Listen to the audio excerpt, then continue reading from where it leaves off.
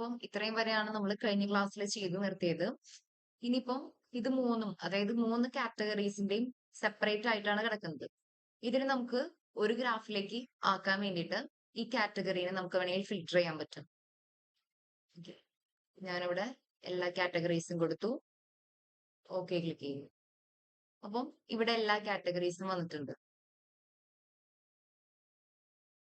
Show filter കൊടുക്കാം.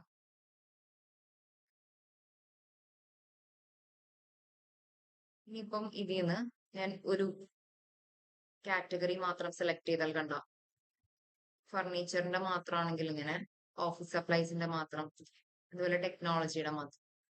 അപ്പം ഒരൊറ്റ കാറ്റഗറിയുടെ മാത്രമായിട്ട് നമുക്ക് വേണമെങ്കിൽ കാണാൻ പറ്റും സെയിൽസും ടാർഗറ്റും. അപ്പോൾ അങ്ങനെ വേണമെന്നുണ്ടെങ്കിൽ നമുക്ക് ഫിൽട്ടർ ചെയ്ത് കാറ്റഗറി ഫിൽറ്റേഴ്സിലേക്ക് ഡ്രാഗ് ചെയ്തിടാം. ദെൻ ഓൾ ഓപ്ഷന് പകരം നമ്മൾ ഓരോന്നായിട്ട് ചെയ്യുകയാണെങ്കിൽ ഇവിടെ കാണാൻ പറ്റും.